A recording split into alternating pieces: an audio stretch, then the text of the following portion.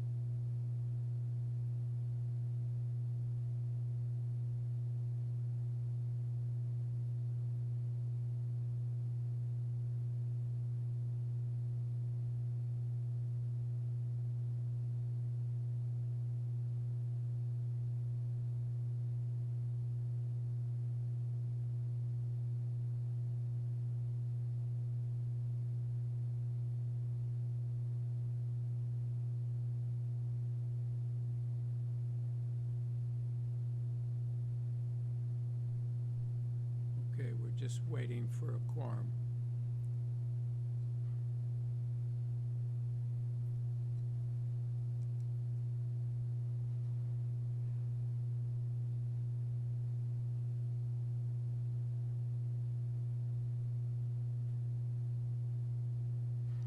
Okay, we now have a quorum. Okay, we're now moving on to number 40, 700 Bay Street. This is a consent requested to obtain consent to perform a stratified severance and to create supporting easement right-of-way. Oh my God. This is non-residential parcel, parts 3-9, 11, 13-15, 17, 19, 21-25, 27, 33, 34, and 36. The lot has a frontage of 75.86 meters, part 3-8 from Girard Street at grade, 29.44 meters, part 7 and 33 from Bay Street, and 24.04 meters, part 33 from Walton Street, and has a lot area of 1,808.8 square meters at grade. The proposed lot will contain the non-residential areas in the existing building, including parking to serve the non-residential parcel. Easements right-of-way. An easement in gross over the non-residential parcel being parts 3-9, 11, 13-15, 17, 19, 21-25, 27, 33, 34, and 36 in favor of parts 1, 2, 10, 12, 16, 18, 20, 26, 28 to 32, and 35. Residential parcel for the purpose of vehicular and pedestrian access, rights of support, unimpeded and uninterrupted rights to airflow, emergency egress through the stairwells, maintenance and repair of utilities and services, and the maintenance and repair of the buildings. Parts 8 and 22 will be subject to an easement of right-of-way in favor of parts 1, 2, 10, 12, 16, 18, 20, 26, 28 to 32, and 35. The residential parcel for the purpose of vehicular and pedestrian ingress and egress. Parts 33 and 36 will be subject to an easement of right-of-way in favor of parts 1, 2, 10, 12, 16, 18, 20, 26, 28 to 32, and 35. The residential parcel for the purpose of pedestrian ingress and egress. With this application, we have material submitted by the applicant, email correspondence from planning, and a report from engineering.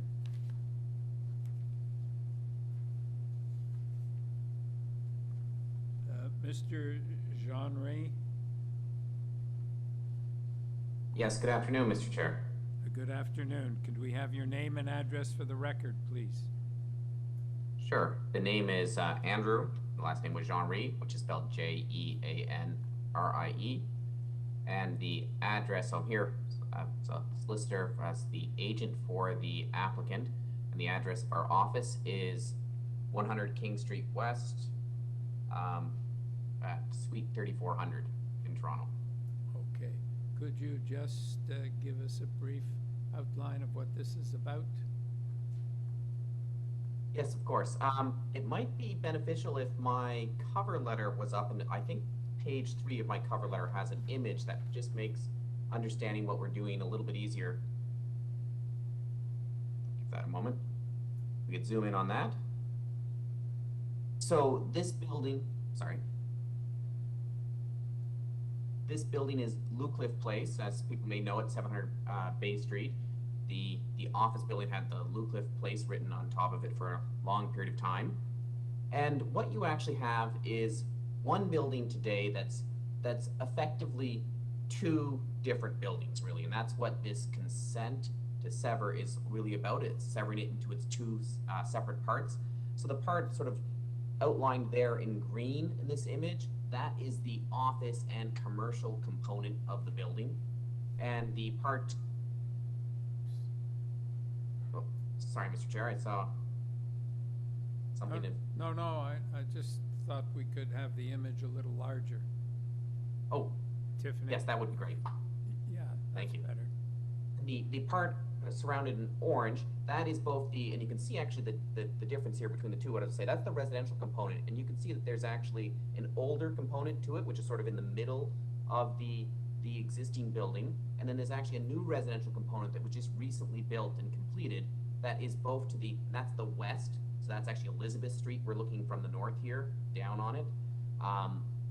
So the new component fronts on Elizabeth Street, right across from Sick Kids, and then goes up and actually on top of the older residential building. So we effectively doubled the size of the residential component of the building very recently, just completed last year. Maybe it was this year, I'm losing track of time thanks to COVID, but sometime very recently. The application, the main purpose of it is actually to divide off the residential component from the office component for, frankly, financing reasons.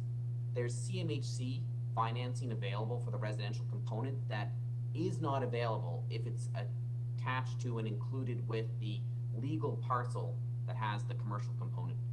So in order to access that CMHC financing for the rental housing, the owner needs to sever off the property between the two. The easements that have been requested are, well, as you saw, they were mostly access easements. Those are almost all in the garage, and so that's because it has one parking garage. And while the towers really operate like two separate, independent functions. The office building, of course, you don't just walk in from someone's office into the apartment building. You actually access them from grade, and then you're in your various components. But the parking garage is one parking garage. So in order to make it function properly for both the cars and the bicycle parking that's occurring in the garage, it's necessary to create all those easements between the two. There are also, which isn't before the committee, but we flagged in our letter, there are also going to be some blanket easements to ensure for maintenance and servicing and those things, to ensure that both components of the building are able to fully function and operate on an ongoing basis. And that really is the essence of the application. It looks complicated when you look at it, thinking about taking an existing, which it is today, one structure and dividing it into two components. But again, it's because it's really on the ground, as you see here, not really one structure. It really operates like two separate individual structures. And as the committee is aware, there have been no comments, sorry, not no comments, there have been no concerns raised by staff with this. We spent actually a considerable amount of time going through staff and the various departments with the proposal and what we were doing to make sure that everyone understood what was happening. And there are also no required variances and no new construction to happen as part of the consent. Yes, Jim. Yeah, just curious. Can you about the 6MC funding? Is it? Yes.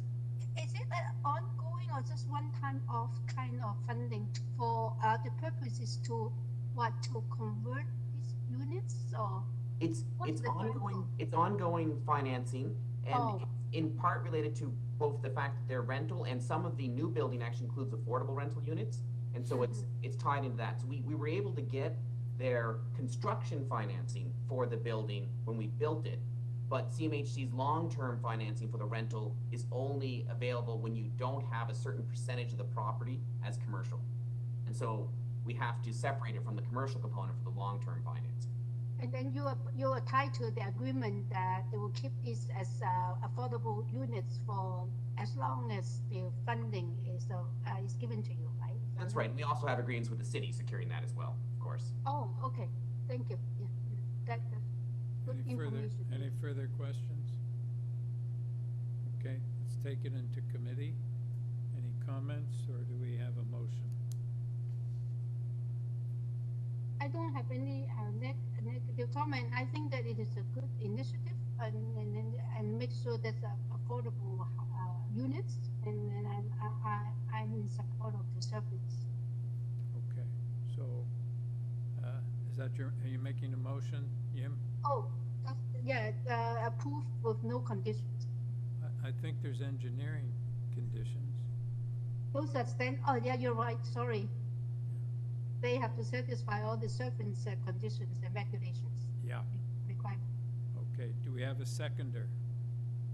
Yes, Nimrod, thank you. All in favor? Yes, you have your approval, sir. Thank you very much for your explanation.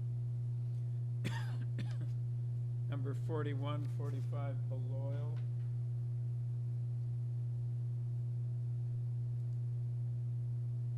BALLIOL.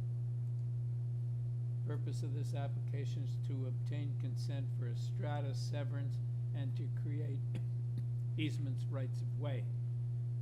Parts 2, 3, and 5, the lot will have a frontage of 72.8 meters at grade and an area of 4,350.5 square meters at grade. The existing 19 town homes on the lot will not be altered and will not require variance approval. Easements, rights of way, parts 2, 3, and 5. Parts 2, 3, and 5 will be subject to an easement right of way in favor of parts 1 and 4 for the purpose of infrastructure servicing, including but not limited to parking garage, heating lines, sprinkler lines, storm drains, and cold water supply. Part 5 will be subject to an easement right of way in favor of parts 1 and 4 for the purpose of pedestrian access from the parking garage stairwell from BALLIOL Street. Parts 1 and 4, address to be assigned. The lot will have a frontage of 96.75 meters at grade and an area of 5,457.9 square meters at grade. The existing residential apartment building on the lot will not be altered but will require variances to the zoning bylaws. Easements, rights of way, parts 1 and 4. Parts 1 and 4 will be subject to an easement right of way in favor of parts 2, 3, and 5 for the purpose of infrastructure servicing, including but not limited to parking garage, heating lines, sprinkler lines, storm drains, and cold water supply. Part 4 will be subject to an easement right of way in favor of parts 2, 3, and 5 for the purpose of garage storage and access to the garage storage area from BALLIOL Street. With this application, we have material submitted by the applicant and a report from engineering. Okay, now.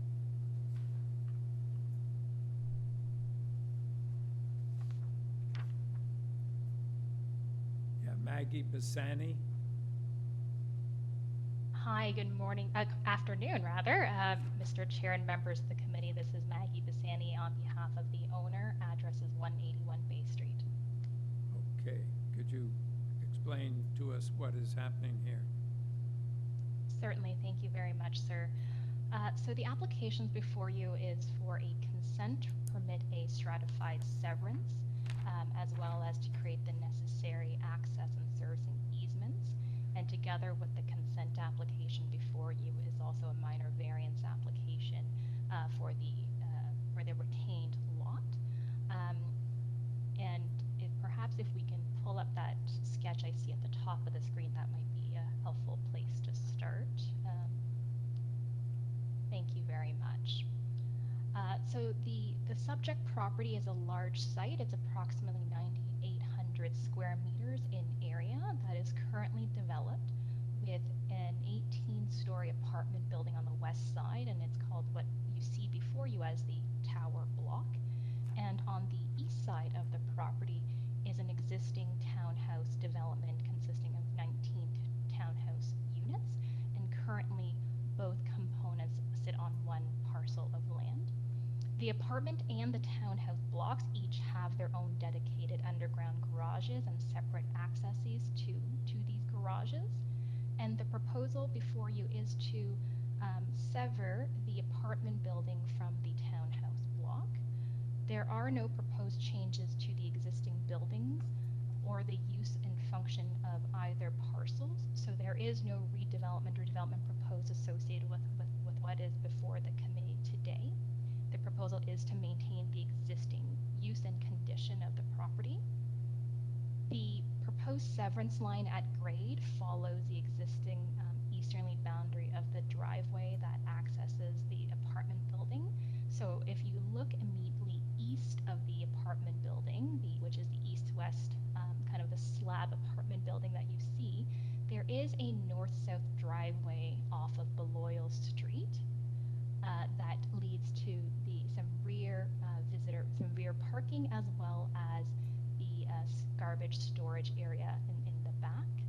And so the proposed severance line at grade is shown in green on your screen here, and that is the proposed severance line at grade.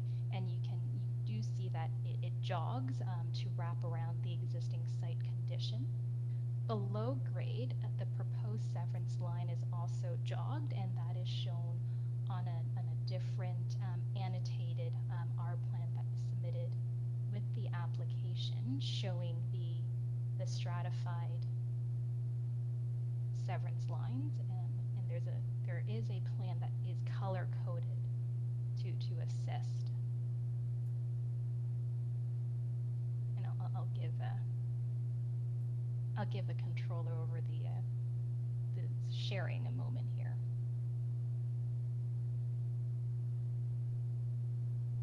And maybe while we're waiting for that to be pulled up, I'll just explain that the severance line below grade does jog as well, and the intention of that is so that the severance line below grade will wrap around the existing underground garage that services the apartment.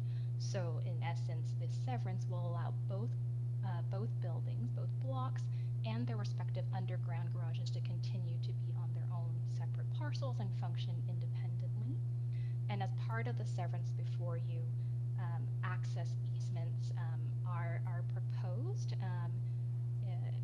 with respect to access easements over Part 4, which is again that driveway. If we can actually just pull back up that plan with the blue annotations, if you wouldn't mind.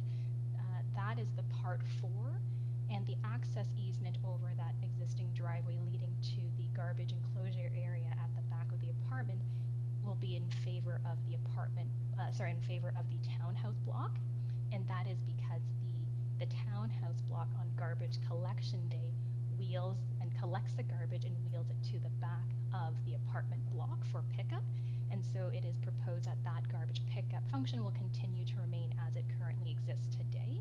So an access easement is required for someone to actually wheel their garbage or the collector of the garbage and then wheel it to the enclosure area. And the other access easement that is required is over Part 5. And if we could actually zoom into the north, just adjacent to BALLIOL Street, but around where the severance line is proposed. Thank you very much. And right there, in a hatched little square there, you can see that it indicates that there is a glass stairwell, and that glass stairwell is an exit from the underground garage that services the apartment building. The doors to that stairwell faces east. And so when a pedestrian comes up the stairwell, they come out east, and then so they would step onto the townhouse block. And so a separate part has actually been created for the pad outside of the stairwell exit, so that people can still have access and get onto Balliol Street. And there, in terms of easements, there also is proposed to be servicing easements. Originally, we had proposed that we would secure the necessary servicing easements via blanket easements, but as you can see in the ECS comments before you, they are supportive of an easement for the sharing of stormwater management facilities, but have requested that there would be separate water and sanitary connections for each of the proposed lots, and that is reflected in one of their recommended conditions and is acceptable to my client. And moving on to the variances, and again, if we can pull up that sketch with the blue annotations, please. Thank you very much. There are 3 variances, and they're all associated with the tower block, being the retained lot. There are no proposed variances required for the townhouse block as a result of the severance. So variance number 1 deals with the east side yard setback, and in the little bubble there in the middle of the severance line, it's a setback, east lot line setback of 6.1 meters. And essentially that is the width of the existing driveway. So it is intended to reflect an existing condition. No changes actually proposed to any of the existing buildings or structures. Variance number 2, again, an existing condition, reflects the setback for the existing setback of the rear stairwell exit, again, for the same underground garage that serves as the apartment building. And then variance number 3, another technical variance that reflects the existing site condition with respect to minimum landscape open space. The bylaw requires 60% of landscape open space. The existing condition is 47%, and thank you very much. And you can see in the little bubble there that's pulled up on the screen where it says 6.1. That is the variance number 1 I was referring to. And if you scroll down a little bit further on that plan, where you see the bubble in the bottom right-hand corner, that is the variance number 2, the 0 meter setback for ancillary structures, being the stairwell. And then everything in blue that's hatched represents the landscaped open space. So I submit to the committee that all 3 variances are technical and reflect an existing condition, and also meet the 4 tests. As I indicated earlier, the land and the proposed parcels will continue to function as they have for many years now. There is no proposed development or alteration associated with the site, and we are pleased to advise the committee that we do have staff support subject to the conditions that are before you in the reports. And I would be happy to answer any questions you may have. Thank you. Ms. Bassani, as I understand it, the purpose of the severance is just to put these 2 projects in, separate them and keep them separate That for is legal correct, purposes? into separate, exactly, separate ownerships. Yeah. Okay. All right, panel, do you have any questions? No? Okay, do we have a motion? Larry? Sure. I'm happy. It's quite a, it's just more of a technical kind of situation. So I think it's quite acceptable. I'm just looking for, I want the motion. Hello? Go ahead, Larry. How you want the motion characterized? Is the conveyance, and then there's a series of easements. So do you bundle it all together and Just bundle the approve it all subject to- severances together, and then the we can easement? just pass the variance, I guess. Okay. So if you want just to bundle the severances together, I'll move approval of the severances. There are engineering conditions and planning conditions. Do they apply to the severances or the variance, or both? deputy secretary. I think they apply to the severance. I'm not 100% sure. I'm just reviewing the memo from them.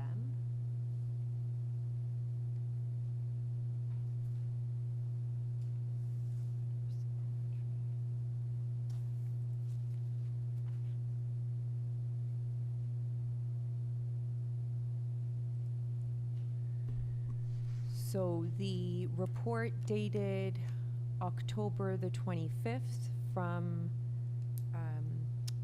Engineering and Construction Services has variances for, or sorry, has conditions for the severance.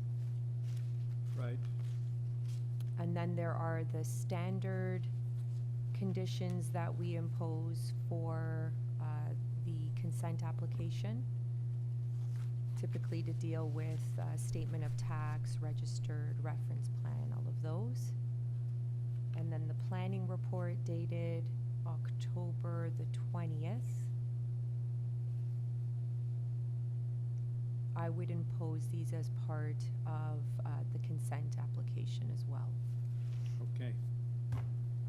Okay, there you have it then. I'll move approval of the consent application subject to engineering conditions outlined in the October 25th email, and planning conditions outlined in their October 20th email.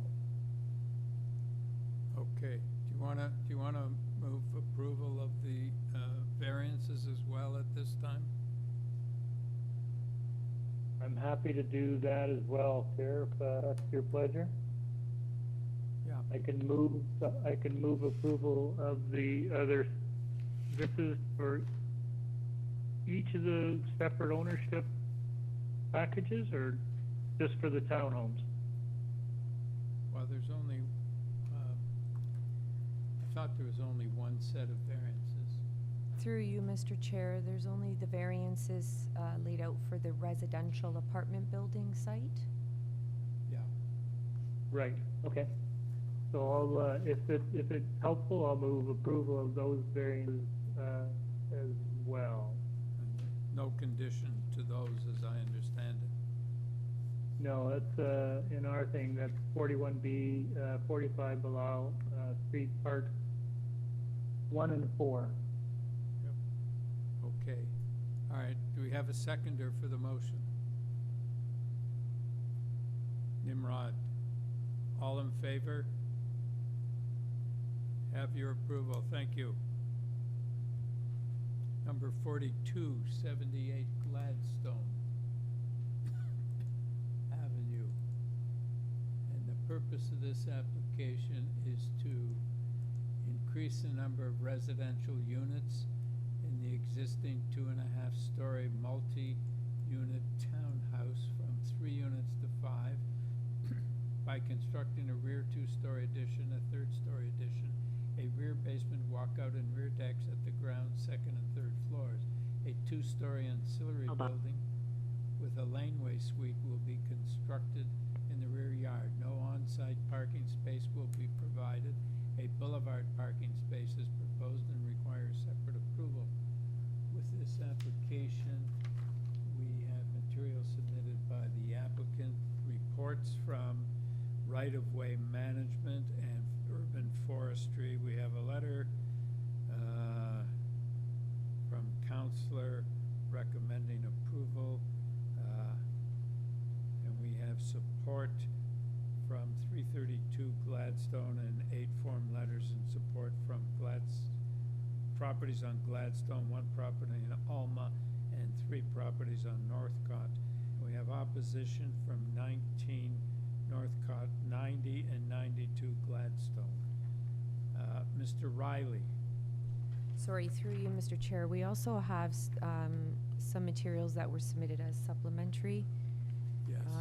Correspondence in opposition from 76 Gladstone, from Beaconsfield Village Residents Association, as well as other addresses on Gladstone, 98, 100, 101, and 94, as well as 7 Alma Avenue. Okay, thank you. Mr. Riley? Hello. This is David Riley from SGL Planning and Design, here on behalf of the owner and the applicant. Can we have your address, sir?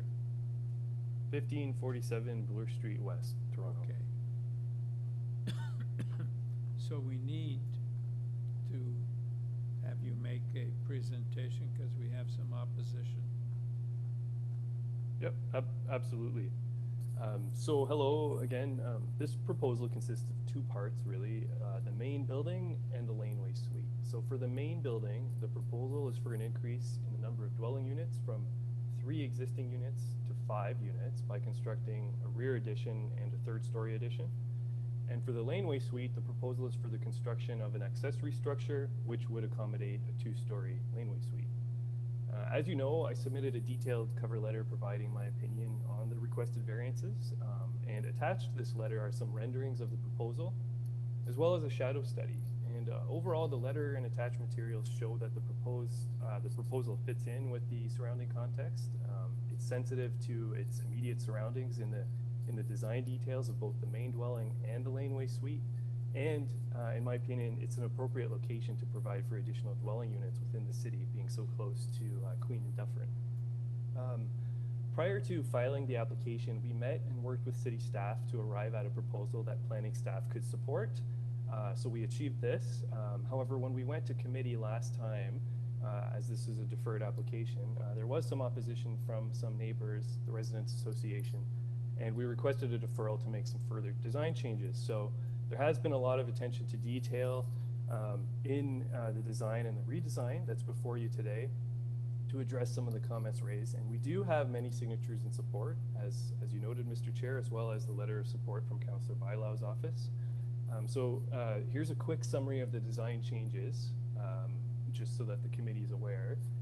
The rear portions of the 2nd and the 3rd floors have been stepped back from the south side property line by approximately 0.88 meters. And this is to match and mimic the setback that exists on the opposite side of the property line, so the property immediately to the south, adjacent on that adjacent dwelling.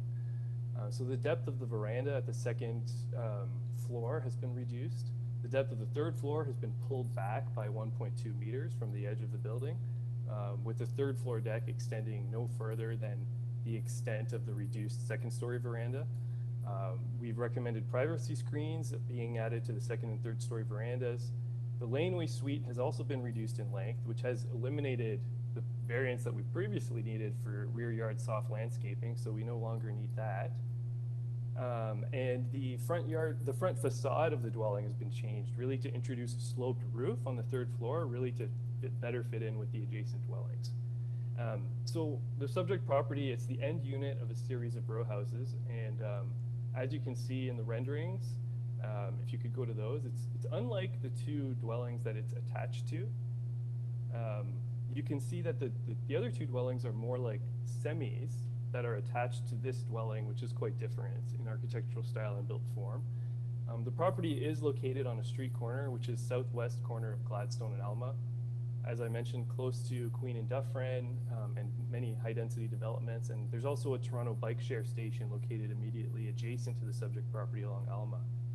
So the proposal is really seeking to add gentle density to the area by providing for additional dwelling units within an established neighborhood, really while maintaining the character of the neighborhood and introducing significant streetscape improvements to the corner. And of note, although it's technically defined as a townhouse, the building really functions as a semi, particularly because it's an end unit, but with its relationship on a street corner and the opportunity to provide for individual street entrances for each unit. So with respect to the variances for the laneway suite, there's only one variance required. This is to the north side lot line.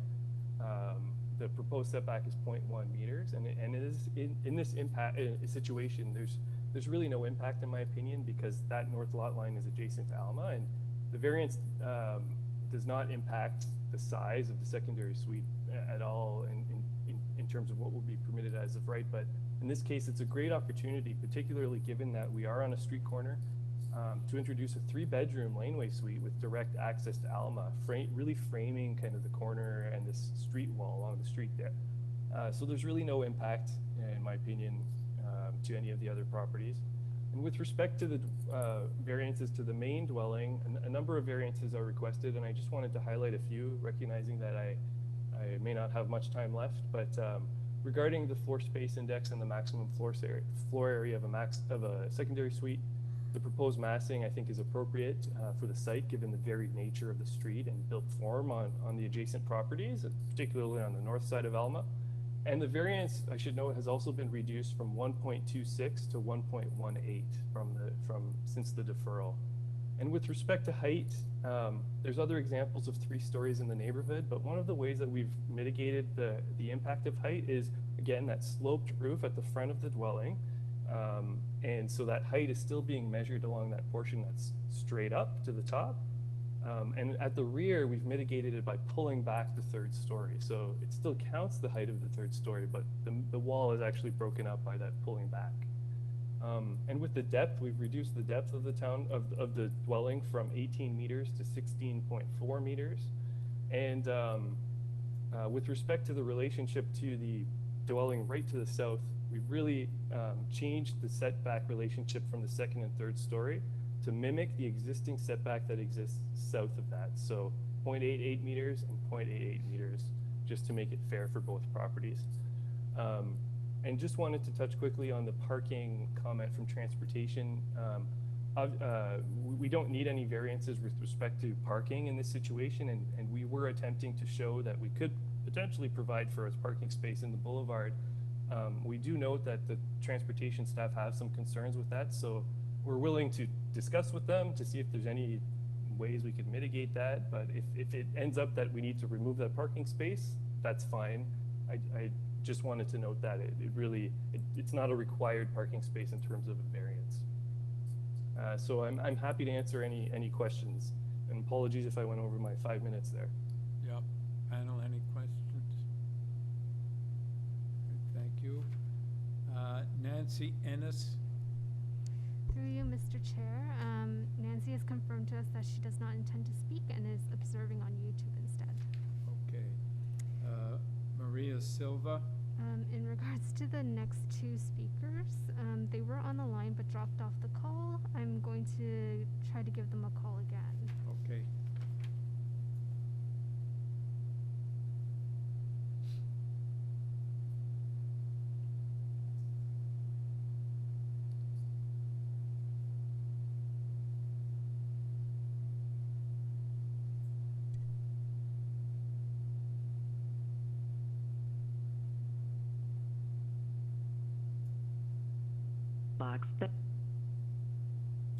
Hello. Hi. All right, what's your name? Oh, I guess I scared her.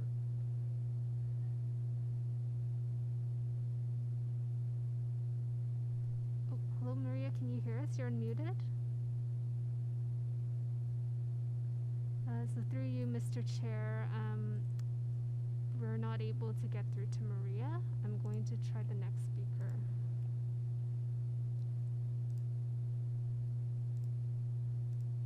Who was that? That was Maria, that we just tried to contact.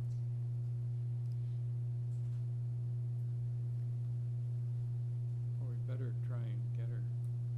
But try Corinne Chan first. See. Yeah. I've tried previously as well. Corinne and Chan, you tried? Corinne as well as Hello. Maria. Oh, Hello? Your name and your number, and I'll get back to you as soon as I can. Have a great day. Thank you. Okay. So through you, Mr. Chair, we tried to contact both Maria Silva and Corinne Chan, but we're unable to reach them. Okay. All right, Mr. Riley, I don't think we need to hear from you anymore. The opposition has dissolved. Okay, we're going into committee now. Panel, do you have any comments, questions, or do we have a motion? Before we put forward a motion, I did want to put forward my comments. I don't have concerns with intensification and adding additional units on the site, but what I have concern with is the variances that are being sought. And I think two of them specifically deal with the secondary suites. And I don't believe that those two variances dealing with increasing the number of secondary suites from a maximum of 1 to a total of 4, and increasing the interior floor area of the secondary suites to 75%. I don't believe that those are minor variances, and I think the appropriate process would be for this to go through a rezoning it as opposed to minor variance. Okay, any further comment?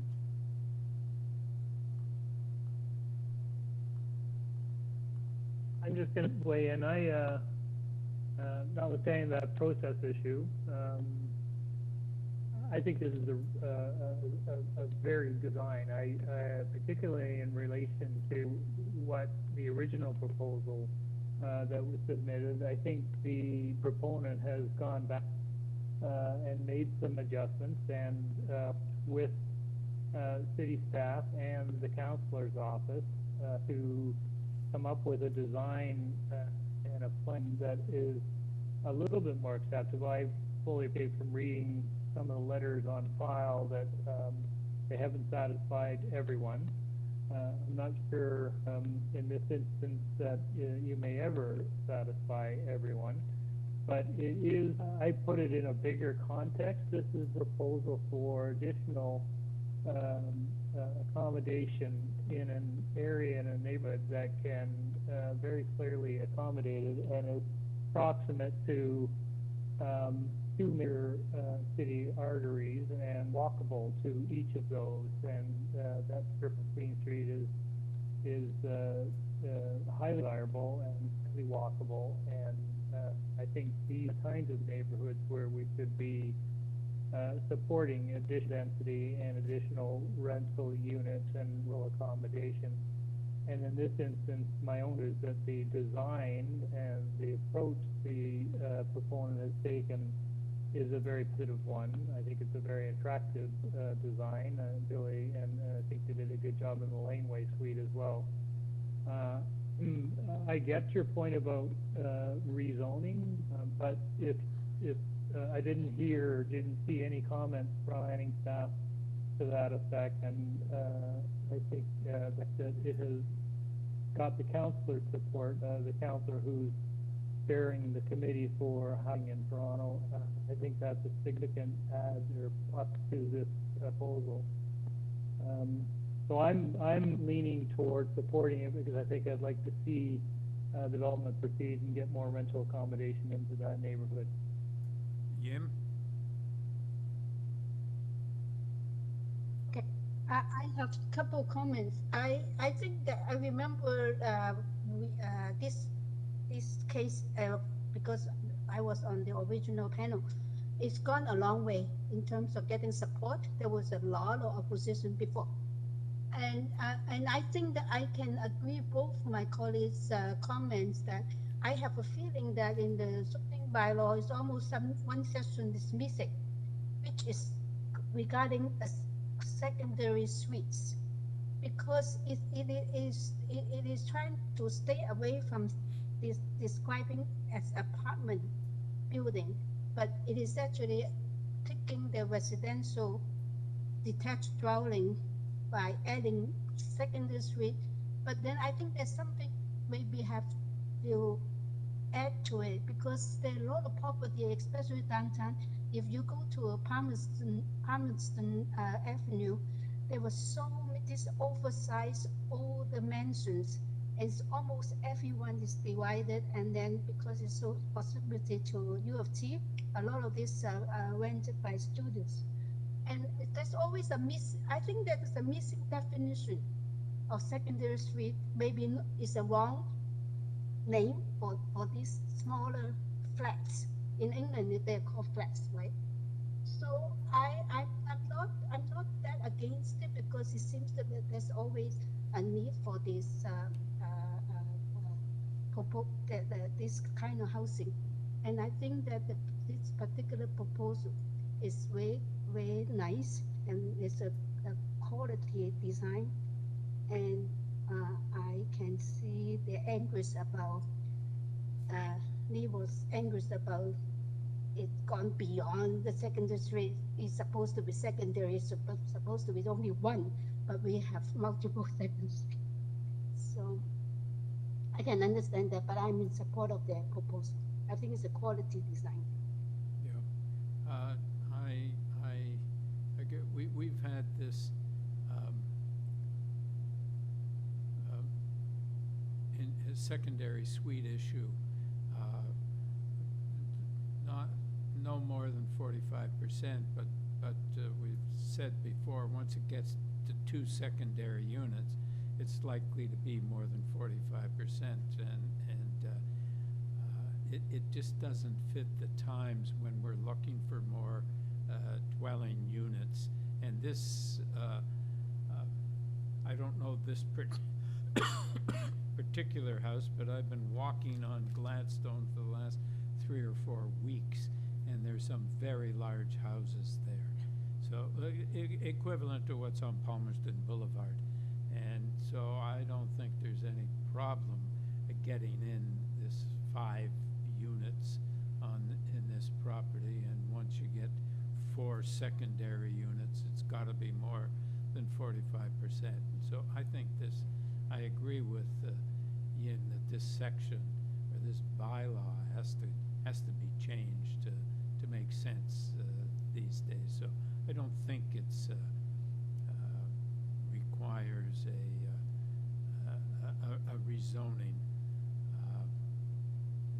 and it's never, planning has never recommended a rezoning with respect to this type of thing, at least recently. So I would think that it's okay.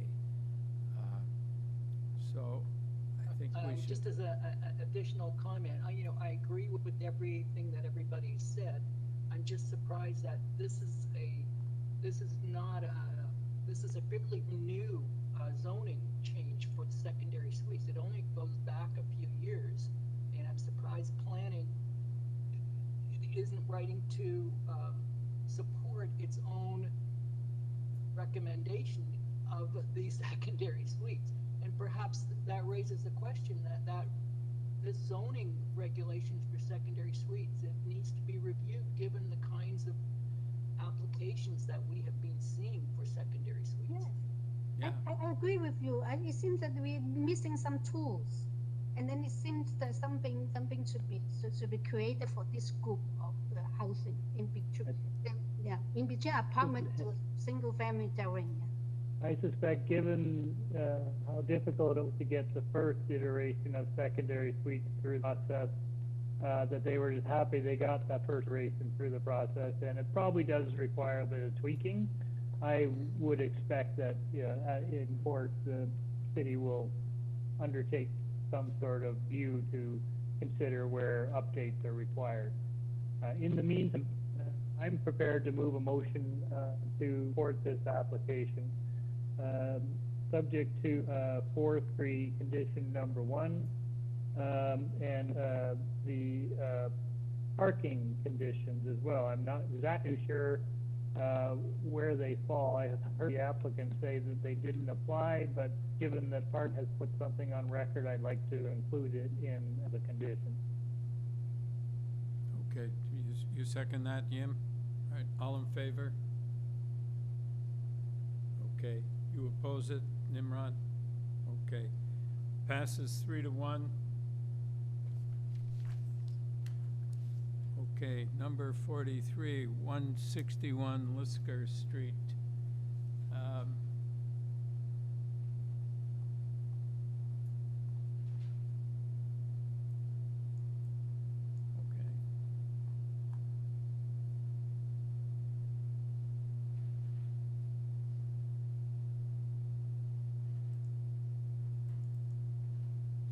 (161) LISGAR Street. The purpose of the application is to alter the existing 2-story semi-detached dwelling containing 2 units by constructing a full third-story addition, a front porch, a front basement, walkout, and adding an additional dwelling unit for a total of 3 residential units, and to construct a rear two-story laneway suite. The laneway suite will be constructed in compliance with the zoning bylaw.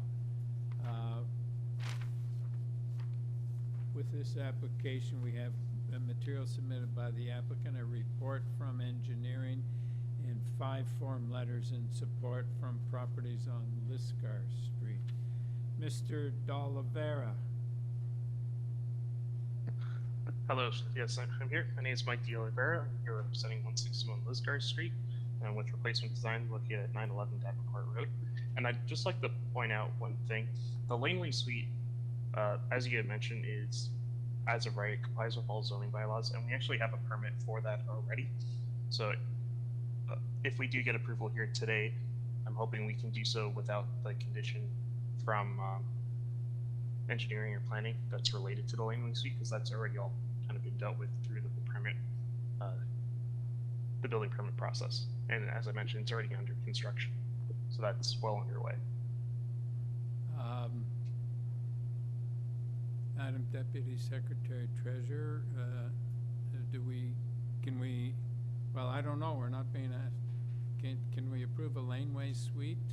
Or do we have to approve a laneway suite, and do we have to impose engineering conditions, the usual engineering conditions, if it's as of right? Through you, Mr. Chair, none of the variances are related to the laneway suite. Right. So we could actually remove it from the purpose of application if it's already been approved and under construction. Yeah, okay. So, where it says for a total of 3 residential units, we stop there? Yes, we could. Okay, all right. Thank you, Mr. Oliveira, for pointing that out. So I don't think we need a presentation by you. Do you have anything you want to say before we go to committee? Not really. I think the application kind of speaks for itself. You were all just kind of discussing the same issues with secondary suite bylaws that we're facing here with this one today. There's a basement walkout. We have an existing basement walkout. We're replacing the one that's there within the existing footprint.